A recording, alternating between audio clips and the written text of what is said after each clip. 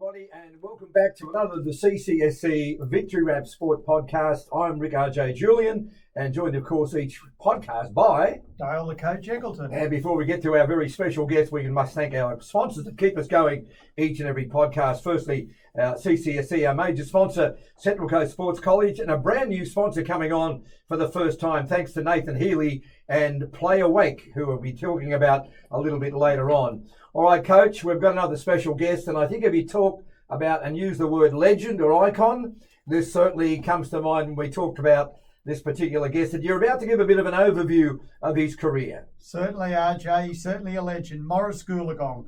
He carries a famous sporting surname and has left his own imprint and an indelible legacy to the game of AFL. His contribution to the game has been immense. He made the 50-metre arc from goal his own. He commanded plenty of attention for opposition defenders, but his amazing speed off the mark over 10 to 15 metres, his strong marking ability, his sure hands, his bigger body and pinpoint kicking accuracy on goal made him near impossible to contain. Combined with a high footy intelligence, and you can see why he played 300 plus games and kicked well over 1,000 goals. He played for North Wagga in the Farrer League before moving to the Central Coast to play for Sydney Swans and then the Terrigal Panthers. When Central Coast and Newcastle combined in 2000 to become the Black Diamond League is when his legend grew. He was the competition's leading goal kicker on multiple occasions, topping the century 5 times. His best return was in 2001, 135 goals for the season and 25 in one game. Both are still records for the competition. He represented the Black Diamond Cup rep side many times, played for St George in the Sydney AFL and Tullabajil in the Northern Riverina. He was an inaugural inductee into the AFL New South Wales Hall of Fame in 2024. The Black Diamond League Goal Kicker Award is named in his honour. He has a Schools on the Central Coast AFL Gala Dame named in his honour. He has worked as an Aboriginal Education Officer for 27 years, is a National First Nations Academy coach for the Sydney Swans, has worked with the Newcastle Knights NRLW team as a kicking coach, and is an accomplished artist. He is a great role model, a kind human, and with a community-minded mindset. It's with great pleasure, Gongy, we welcome you to the Victory Rap. Thanks for having us. Appreciate it. That's a big rap. Wow. Well, and that's only just the start of it there, Maurice, and we're going to go right through your career. Yep. Started playing AFL back in Barellan from 8 years of age to 14. I'm just looking at what that was like, AFL compared to rugby league in that area. Yep. Was it bigger, the AFL? How did the two codes line up? Well, the little country town of Barellan, it was rugby league and AFL, but they didn't have any rugby league for juniors there. So for me to play rugby league as a junior, I had to travel, 50, 60 kilometres away, but mum and dad couldn't afford that. Sure. For me to go to training and playing on weekends and stuff like that. So that's why I got into AFL. When I was living in Hillston, I played rugby league at 5 years old, up till 8, and then we moved to Barellan. And then, so that's the only reason I got into AFL, because of there was no rugby league there for me as a junior. Yeah. Well, Maurice, tell us about the family. We know the bloodlines, Yvonne, your auntie, Yvonne Goolagong Corley, tennis legend, and Latrell Mitchell, the rugby league star, is your nephew as well. But tell us about your own family as well. Well, see, Dad was actually a better tennis player than Auntie Yvonne and Auntie Barb, the two older siblings, that just didn't want to leave home. So, Auntie Yvonne packed up at 11 years old, obviously, and moved to Sydney and to follow her dream. But, sporting in obviously with a country town, nothing else to do but play sport. So, so we got out there, Dad got out there and he told me some of the stories that he used to, playing rugby league and AFL on the same weekend sort of thing. So, but, he got selected to play for Western Suburbs in the rugby league and, Collingwood in AFL. But all the sporting line, as I said, him and Auntie Barb were the only two that didn't want to leave home. Whereas Auntie Yvonne left home, and then there was Uncle Ian, who followed a tennis career as well. He played a few games with Auntie Yvonne at the Australian Open in the mixed doubles. And overseas as well, I'm pretty sure. And there was Uncle Mully, who played golf with the youngest one. He became a professional golfer at one stage over in America. So they went over to America and lived with Honey Evon and pursued their careers. Yeah, so sport was very much in the Goolagong, household and relatives, and as you mentioned, your aunties and all that sort of stuff. Yeah. Just this natural ability, it sounds like, just came through the bloodlines there. Yeah, no, it was, as I said, it was in the blood. For me, especially, me playing as a kid there, nothing else to do. Obviously, no phones or social media back then.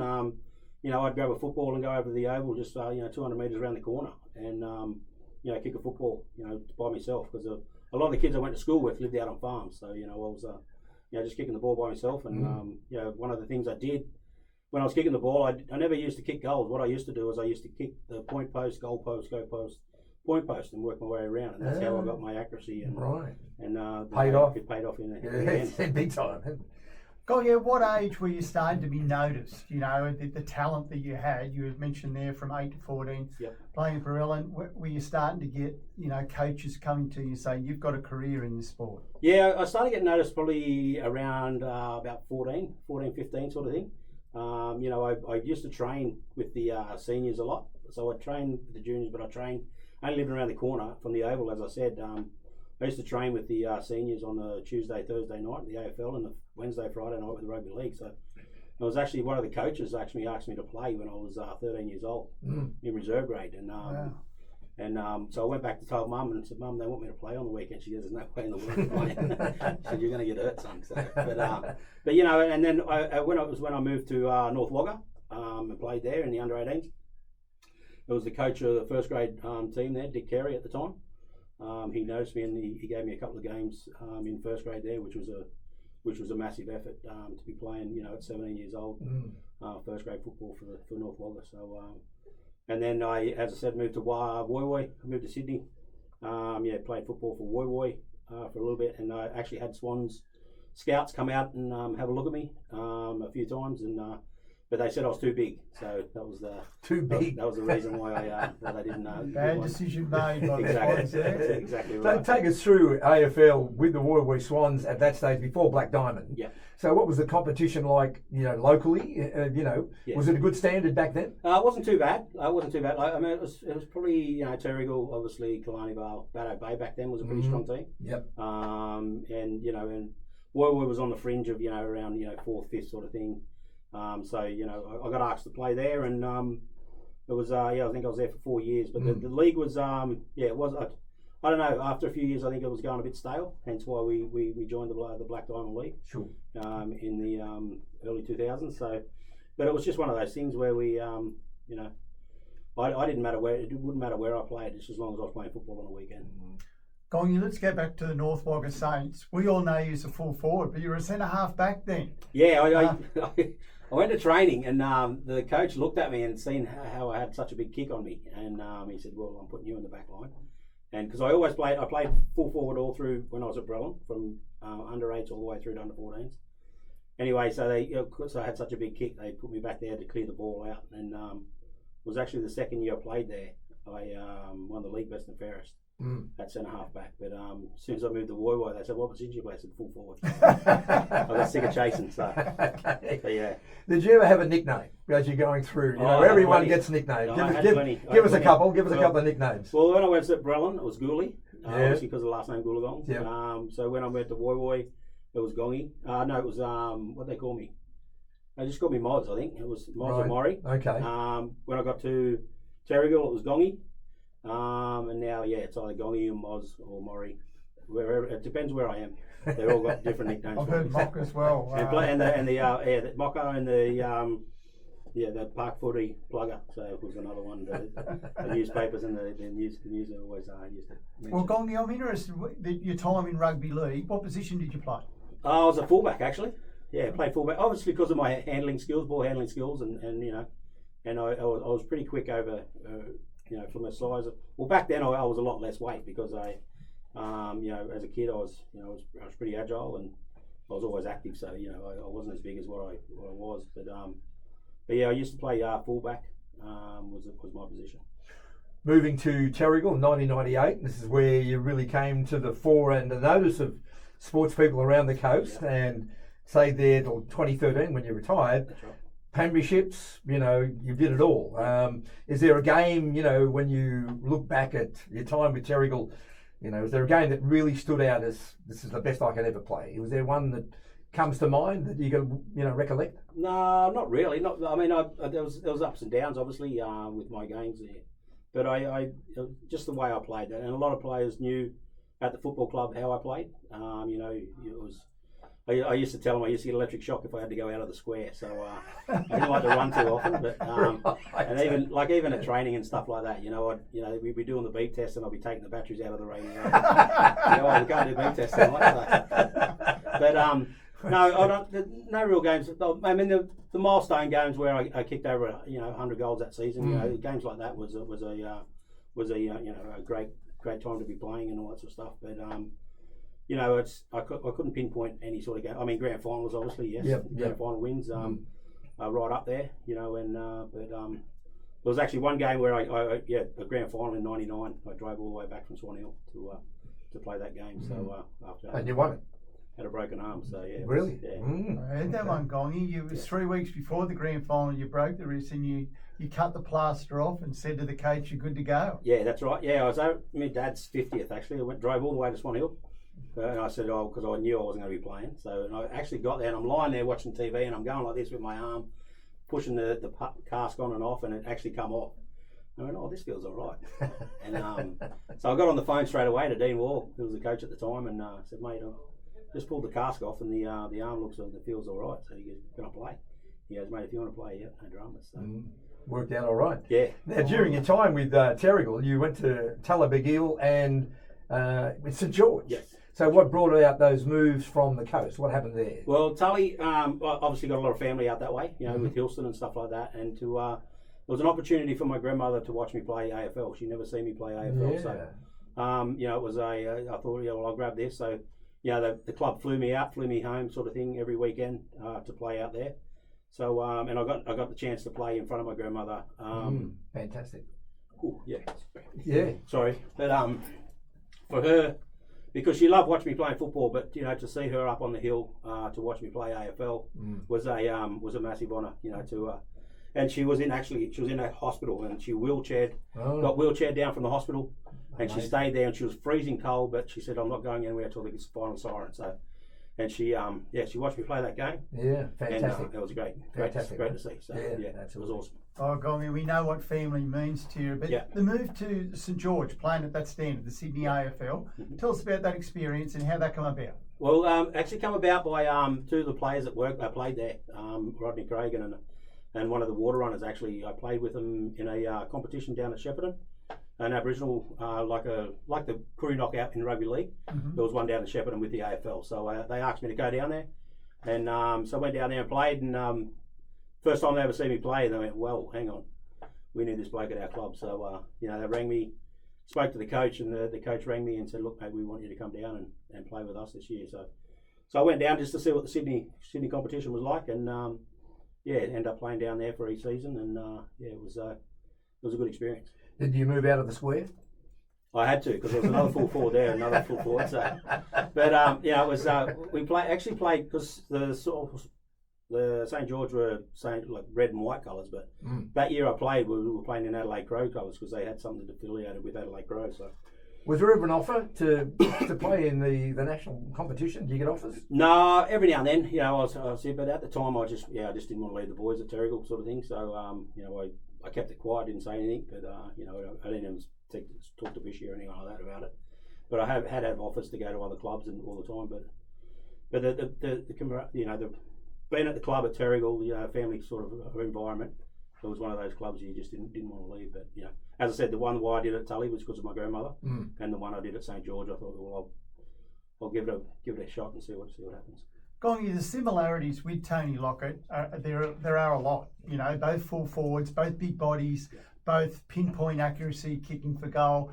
Tell us about that 2001 season, 135 goals, and going into the last game, you're still 12 behind the guy that's in front of you, and you kick the 25 to take it out. Yeah, well, it was one of those seasons. I don't know. I just didn't seem to be doing anything wrong because the first 5 games I kicked 45 goals, 5 points in the first 5 games. So It was just one of those ones that set me up, and I knew, I was on that year. And it was funny because we went through that year. I kicked over 135 goals, but we never made the grand final. We never made a final. We were, I think, we come 5th or 6th or something like that year. Yeah. But it's just one of those things where I was just on. I just felt good. I think I trained a little hard. It's hard to say, but a lot of boys probably won't believe me. But I think I trained a little bit harder that time, and was concentrating more on my kicking. I was turning up to training a little bit earlier to practice my kicking and all that sort of stuff. So it's just one of those things where I do now. Well, I used to do later in my career. I used to turn up half an hour before and just practice, half an hour goal kicking and all that sort of stuff. But yeah, I don't know. That year it was just one of those years that I just didn't seem to miss. And yeah, went into the last round. 7 goals behind. He kicked 12, I kicked 25, and I ended up winning by 7. I'm just trying to imagine kicking 25 goals in an AFL game. I mean, did you need a rub down after the match? Did you? No. Well, did you need to lie down? Well, it was funny. I told the boys, I said, "Don't you ever come into that forward line this game." So, and it was I was yelling at players, "Don't touch the ball, don't touch the ball." But yeah, it's just 25. I think I had 15 goals or something before half time. Wow. But it was. But I never polled a vote that game either, which was. Gongy, tell us, you enjoyed playing for the Black Diamond AFL rep side.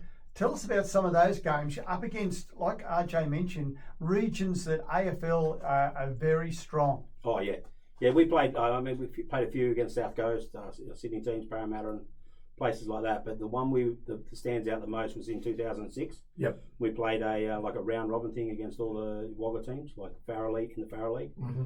And we felt disrespected going down there, playing. They put us on the second tier oval, and we won every game on that oval, and then we played the final against the Farrer League, which a lot of people didn't give us a chance. They thought that this is going to be easy, which we were down. I think we were down by 31 points or something at half time, and we went into the last quarter down by a couple of goals, 3 or 4 goals or something I think it was, and end up I think I kicked 3 goals in the last quarter, and then Mick Ryan kicked a couple and he kicked one on the siren, and we won by a point. So it was a great feeling.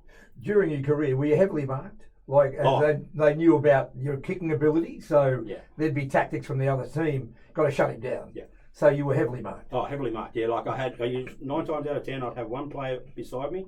I'd have another player, 5 metres in front of me, and then there'd be another one lurking at probably 2 metres, 2 or 3 metres across from me. So we always had a forward free. But a lot of the clubs knew that I was the number 1 target, so we had tried to shut me down, and then got to the point where we were going to them other players, and then they had to go back to the normal structure. But but it was one of those things where I was probably most of the time double teamed. So Gongy, did you have a preference talking to your teammates? Did you want to lead, or were you happy body on? Well, body? I just told them basically to watch my body language. So if my arm was pointing that way, that's the way I was running. So like I'd lead this way, but my arm's still like that, which I'd change direction, and then they knew. So and I'd always like it on my left side. So I was a lot stronger on my left side. So they'd put it on my left side of my body because I normally hold the defender out with my right hand and just mark it with my left hand. So.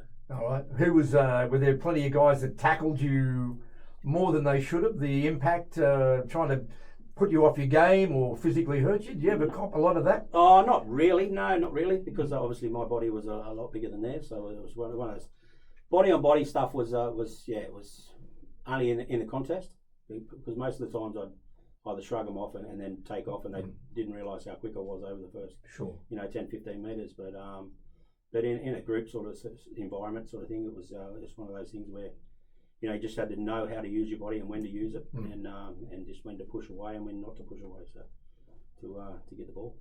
Gongy, as you mentioned, it was a phone call from your uncle that lured you to the Central Coast, to the Woy Swans. Yep. How did Terrigal Avoca come about getting you away from there to play for them? Well, it was actually my uncle's mate that he went over to Terrigal and coached them in 2000 and when was it? 96, I think it was 96 or 97 or something. Anyway, they didn't win a game that whole year, and the following year, that's when Dean Wall and another bloke come and coached. Anyway, they got me out, so I said I'll go over, and Mal got me over there and said just come over for a training run. So so I went over, got there. The coaches come and see me. The president at the time, Rob Dixon, come and see me. He said, "Look, mate, we want you here. We want you to sign on." I said, "All right, I'll come over, but only if I get the number 23." And anyway, so long story short, they said, "Oh, can you go 3:33 or something like that?" Because one of the players who was a life member, number 23. I said, "No, it's 23. Don't worry about it." Anyway, so I walked off, and they went, "Yeah, all right, we'll come." And they walked back about 5 minutes later. Said, "All right, you got number 23." Yeah, right. The other guy got number 33. Didn't he? He had 43 or something. I think he was 44. But, yeah, but it was just one of those things. Because I kicked over 100 goals in that number. The number, that was the first time I kicked over 100 goals with number 23, and it was just one of those things. I said, "Well, that's the number I'm living with for the rest of my life." So. Shane Warne, I think, 23. Oh, there's a lot of 23s, but I always tell them that they got the number off me. So. Okay. All right, back with more of Maurice Goolagong and the CCSC Sports Victory Wrap. Now, if you're a young athlete or raising one, Central Coast Sports College, CCSC, is the place to be. It's the only school in New South Wales with a full-time integrated sports program, helping students chase their sporting dreams and complete their education. And as they hit senior years, students also gain real-world skills through international and internship and hands-on experience to set them up for the future. So if you're looking for a school that supports both academic and athletic success, check out Central Coast Sports College, CCSC, at ccsc.nsw.edu.au, the very best of both worlds. Gong, it's always a tough decision for sports people to know when it's time to retire. For yourself, was it through injuries you're starting to get, or when did you decide that now's the time? No, it was actually my hip. My left hip was telling me, it's time to pull up. And obviously, I'd done a lot of things in the game, and injury was starting to, calf muscles, ankles, all that sort of stuff was starting to come more regularly. So, I just felt, that's the time. I've done enough in the game. It's time for these young kids. I didn't want to put these young kids out that were training, 2 nights a week. Wanting to play weekends, and I told Bishy that one year, and he said, "Mate, I just want you back." I said, "Mate, yeah, okay, I'll come back, but if I put someone out, I'm not going to be happy about it because these young kids are putting in the effort and the hard work. I don't want to make them feel unwanted." So it was one of those things where I just went, "Yeah, okay, I'll play I think it was the end of 2013 season," and then I said, "That's it, I'm done." I think I retired more times than Johnny Farnham, but yeah, no, it was one of those things. At 2013, I said, "No, that's it." And I mean, I come back and played a few Masters games and stuff like that, but my hip was, it was bone on bone, and it was getting to the point where I said, "No, enough's enough," and I actually got a hip replacement 2 years ago. So, which it's the best thing that's ever happened to me. When you look at your time with Terry Loaka, the coaches, some of the players, it was a really strong club for a long period. Went through a bit of a premiership drought, but 2012 and 2013, you're up there. Who had the most impact on you as a coach, when you were playing for Terry? Well, obviously Bishy was one of them. Yeah. There's a couple of players, that I got along really well with. Pete Van Dam was another one. Jace Van Dam. Those two brothers, I coached them when they were younger and then coming through the ranks, and now, they're long life friends, and the influence they had on me. And there was a couple of other. Angus Darling was another one. Sure. Yep. Who I admired as a football player. And obviously there's a couple of young kids that come through the ranks as well. But it's just one of those things where I love being around the whole club. It was one of those weekend. I couldn't wait for Saturday. Couldn't wait to run out with the guys and play and just to even training runs. Even though I wasn't the world's best trainer, but they all knew that. But they knew I turned up on a weekend. They made allowances. I know they liked hanging around with you as well. You've been an Aboriginal Education Officer for 27 years. Tell us what that means to you. Yeah, well, it's a funny story. The president, Rob Dixon, at the time, he was the principal up at the Juvenile Correctional Centre, Juvenile Justice Centre up there, and he wanted me to come up there as an AEO. I said, "Mate, I'm not going back up into education that was a system that failed me as a kid. Not learning about my culture and all that sort of stuff was something that that I still struggle with today. I'm still learning.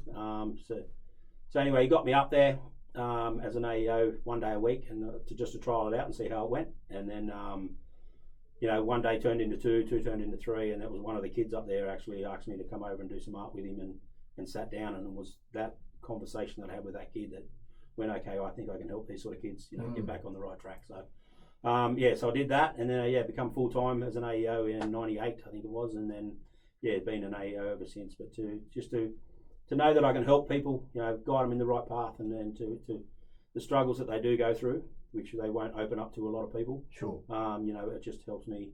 You know, knowing that I'm out there as a role model and to help them kids get onto the path that they need to be on. Yeah. So from the education with, as you set up in the carry on, Sydney Swans Academy for Indigenous kids. Yep. So again, you know, you're dealing with young kids, helping them not just in football, I'm sure in life. Yeah. Has there been a few that you go, this kid could be something as a footballer? Yeah, we've got a couple of kids at the moment, a couple of girls, and you know, that I reckon will be playing AFLW in the next 2 or 3 years.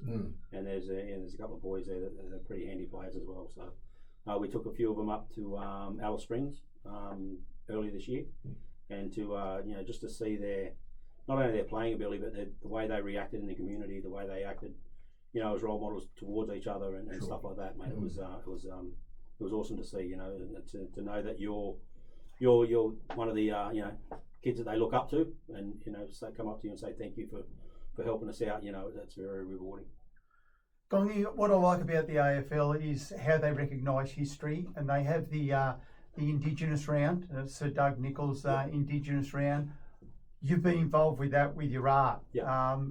What did that mean to you, being able to do the artwork for the Marn Grook game between Carlton and the Swans? Yeah. And what does the Indigenous round mean to you? Just have recognition, obviously, you know, the players out there, and just to know, you know, what our culture believes, you know, it instills in us, and you know, and what it means for the game. You know what I mean? It's just to be recognised as Aboriginal people out there. But you know, to do the artwork for that, when I got asked, it was a massive honour, and to see it, you know, get handed over. I was actually at the game, and to see it being handed over before the start of the game was, you know, it was a goosebump moment. So, but you know, just to see the kids out there. We took a few Swans Academy kids, and to see them out there and embracing that moment with AFL, you know, and I spoke to Isaac Heaney after the game and stuff like that, you know, and he came up and shook my hand and said, mate, thank you for the artwork and all that sort of stuff. It was just, it was one of those nice things, you know, to have, you know, non-Indigenous people and Aboriginal people come together for that day. It's just a memorable moment.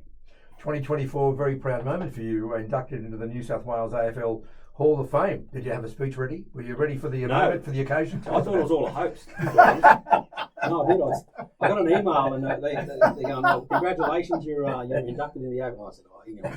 So I went straight down to the bottom to see who sent the email, and rang the phone number, and I said, "Mate, someone sent me an email to say that I got inducted in the AFL." He said, "Yeah, that wasn't meant to be sent for another week.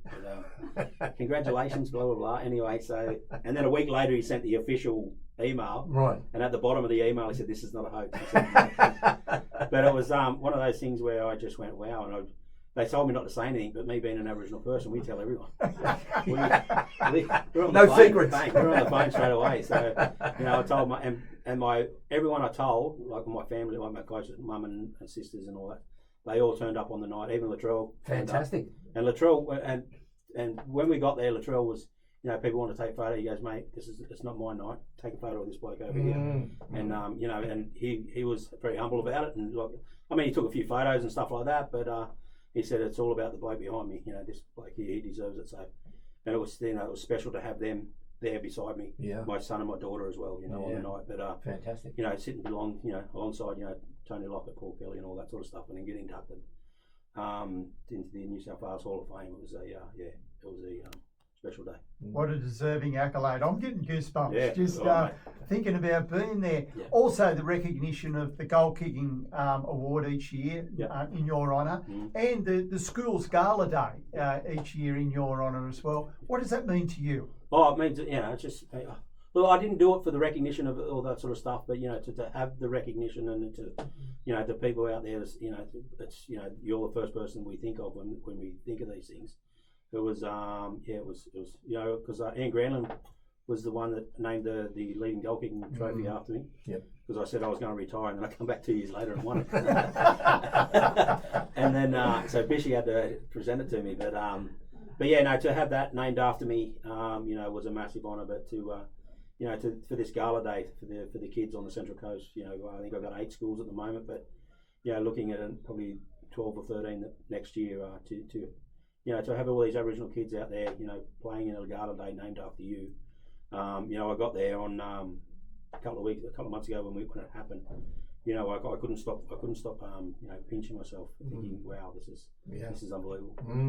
Back with more with Maurice in just a minute, but if you're feeling frustrated or struggling with your performance in sport or any arena, Play Awake, a profound innovation created by former professional tennis player Nathan Healy, is here to help. With Play Awake, Nathan and his team can show you how to pave your way by unlocking your potential and inspiring the pure joy, creativity and passion for your chosen craft. As former coach of dual Grand Slam champion Leighton Hewitt, he knows how to improve your game and your mind. Play Awake offers athletes and performers the opportunity to evolve, and with one-on-one sessions, as well as group workshops with Nathan and his team, the results will be transformative. Like to know more about Play Awake? Contact Nathan and Co via the website www.playawake.com.au to schedule a consultation today, or phone 0419 692 456 or nathan@playawake.com.au.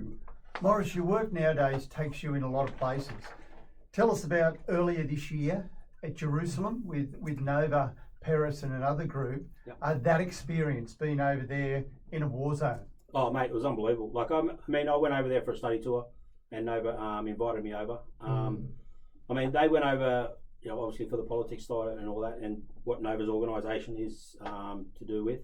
But I went over there because a lot of the history was told to me about my father, because he was being a Christian man and all that sort of stuff. To go over there to see all that stuff firsthand was unbelievable. And it's a country I thought I didn't expect what I expected, but it's a beautiful country. The people are awesome. People are beautiful people. But to be there, that war part wasn't in the brochure when I got it. But to be over there and experience that at the time, I thought I'd be a lot scared than I was. Right. But I was only going off the vibe of the locals and stuff like that. So don't get me wrong, I was crapping myself sometimes. Yeah. Especially when you're in a bomb shelter, and not expecting or not knowing whether we're going to get hit or not. I got video footage actually. There was an alarm going off for the bombs that were coming, and I thought, you're meant to be in a bomb shelter. You got 15 seconds to get into one. Wow. And so I thought I'd have a quick look outside, and actually there was all these missiles going over the top of our motel.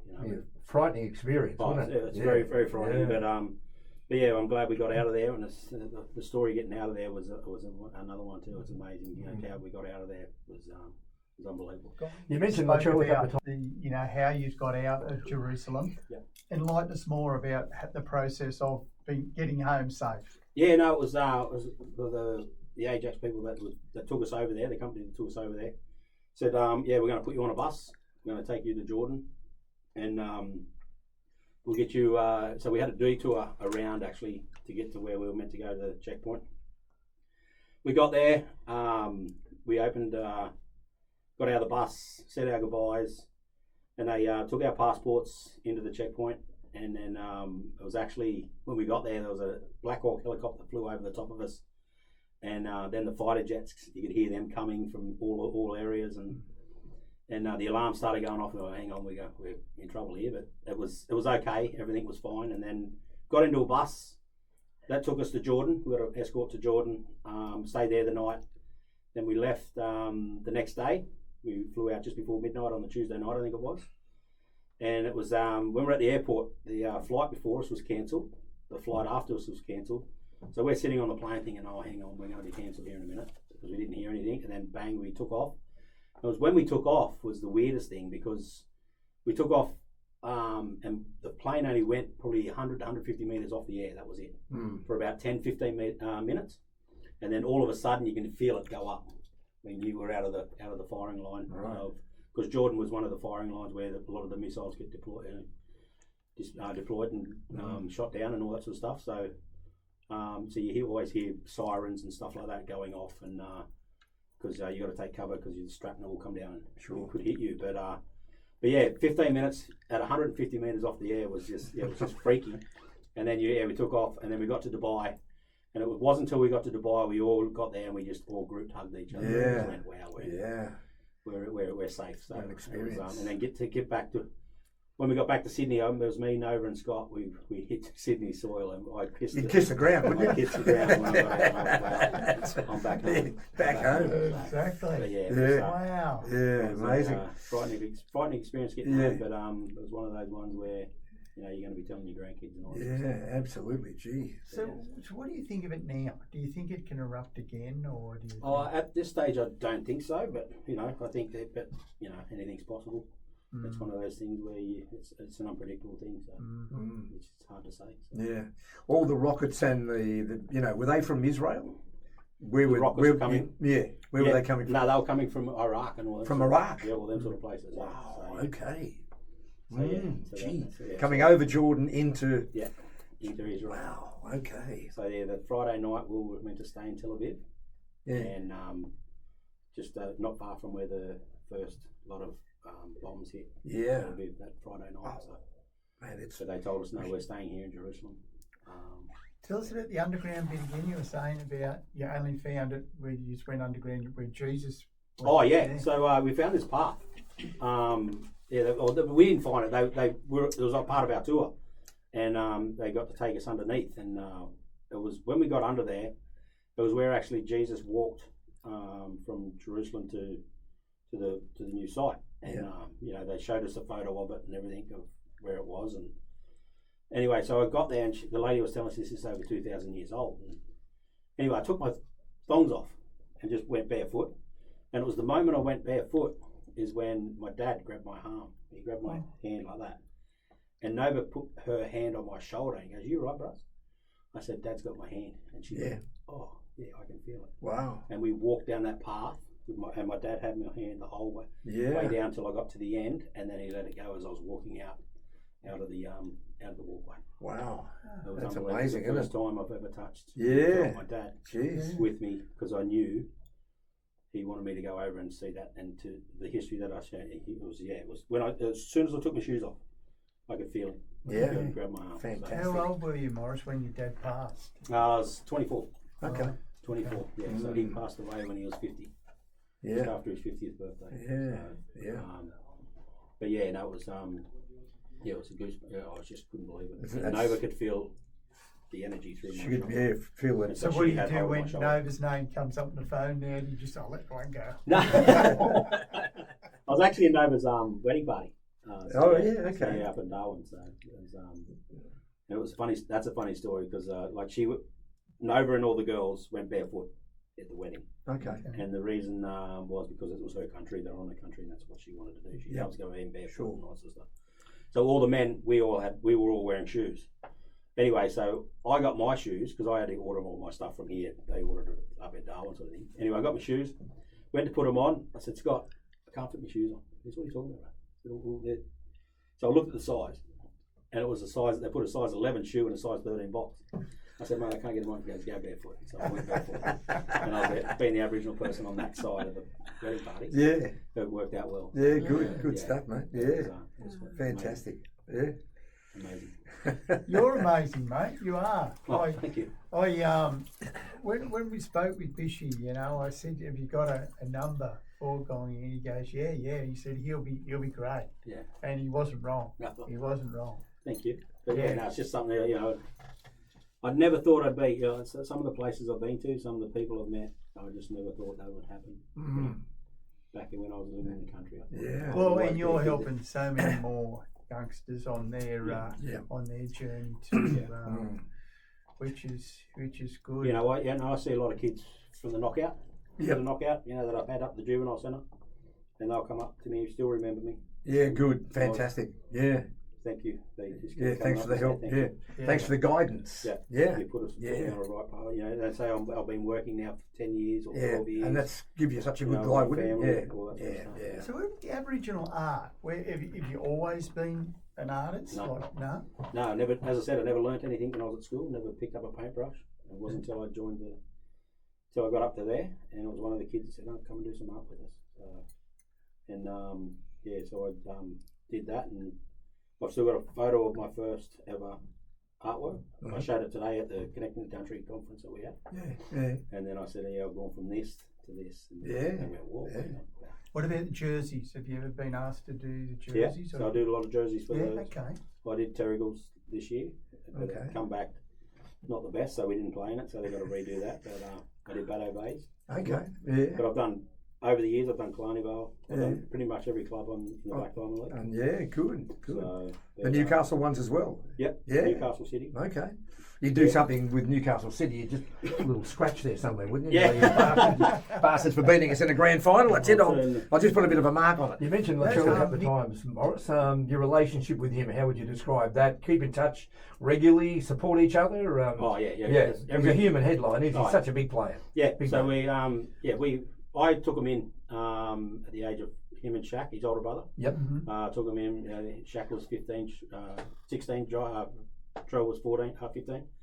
And they started at the Centurions, Central Coast Centurions, and so I had them for 12 months, living with me, and that was the way they, pretty much the only way they could pretty much start their career off with, and obviously got a contract with the Roosters after that. But no, I talk to him, at least once a week. Yep. We'll talk together, and vice versa. He'll ring up and ask me questions. I'll ring up and ask him questions and all that sort of stuff. But we're always together, and when we are together, it's like we've never been apart. Like. Yeah, me being his only uncle on his mum's side, so the camaraderie we have together is it's inseparable. Fantastic. Yeah, it is. Maurice, I mentioned in the introduction how community minded you were. Through experience of a friend, you put your hand up to go dancing with the stars. It's to help raise money for Cancer Council. Yeah. Tell us what that experience was like and the rugs you cut. And who did you dance with? No, I didn't. Well, I know who you're talking about. And he was doing a bit of dancing, so I said, I don't mind rubbing, getting on the dance floor and then cutting it up a little bit. But I've danced with a lot of people, but nothing in front of a camera or anything like that. So, which is probably a good thing. I've had a lot of people, a lot of family friends, and that go through cancer. I lost one of my mates who I worked with up at the juvenile centre to bowel cancer. And it's one of those ones where you got to get checked, as often as you can because. I ask now, but the doctor keeps going, not till you're 50, not till you're 50. I said, well, please, can you just, so that she still sends me, I still get sent for blood tests and stuff like that. Because, if I can nip it in the bud early, well, then that's what I want. We mentioned rugby league at the start of when you were young. You're now back rugby league, Newcastle Knights, NRLW. Yeah. How did the approach come to you? Who approached you to come and help the girls with their kicking? It was Ronnie Griffiths at the time. Yeah, I never knew Ronnie.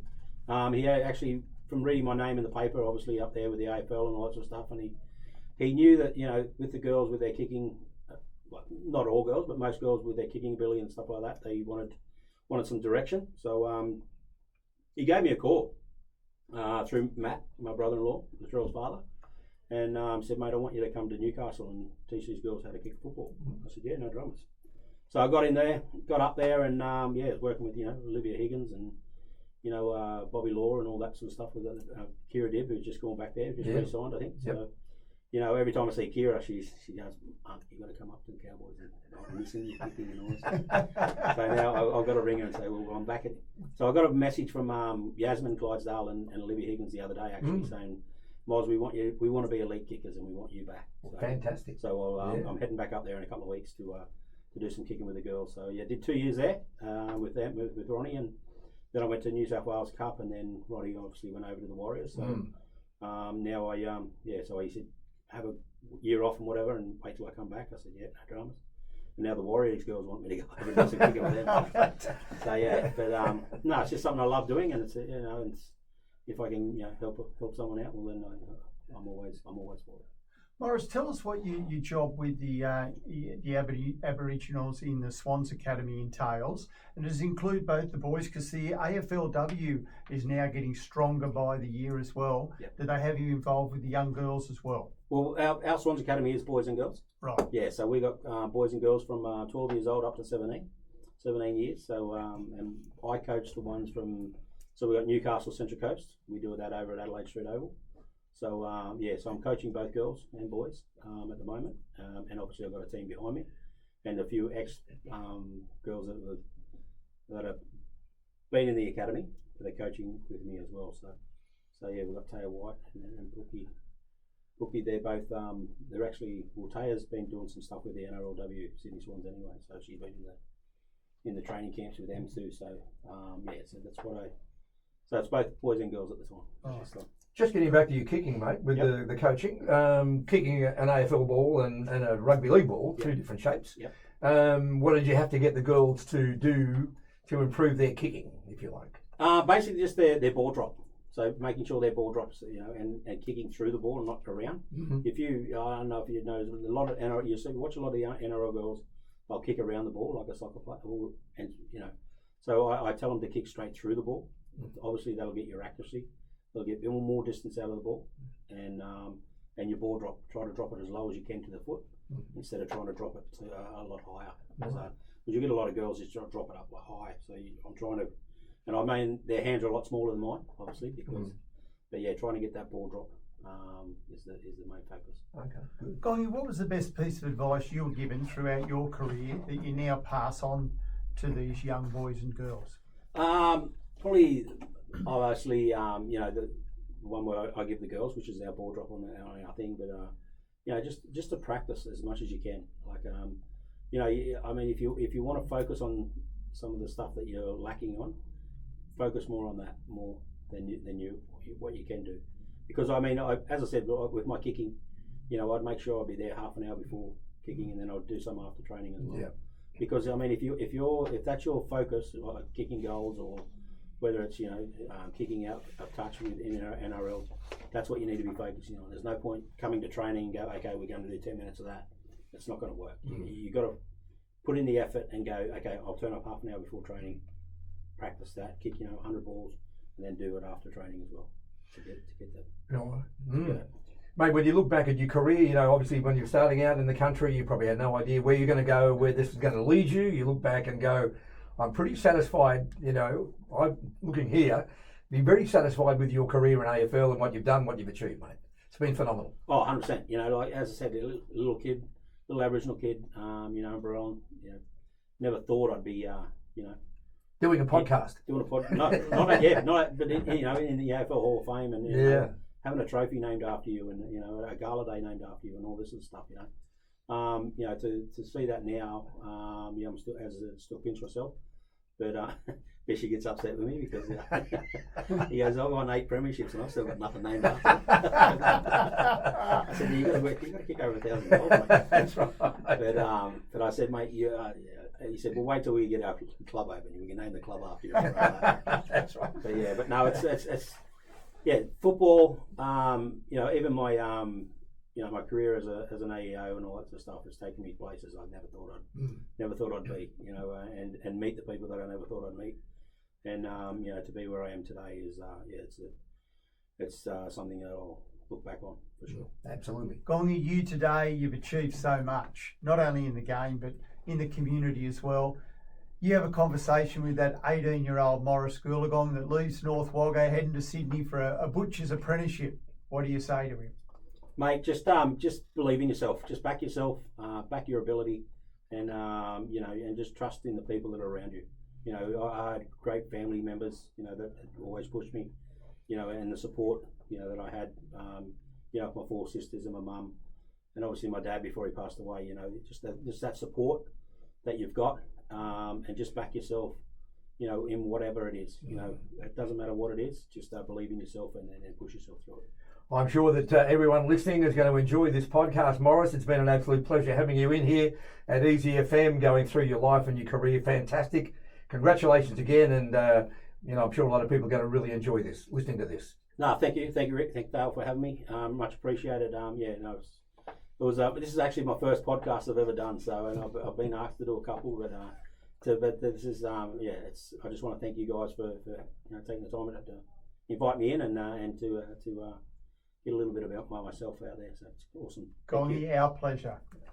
And our thanks to our sponsors once again as we wrap it all up. Thanks to CCSC, Central Coast Sports College, and our new sponsor, Playweek. Thanks to Nathan Healy for being on board for this one. All the best, folks, and stay tuned for the next podcast.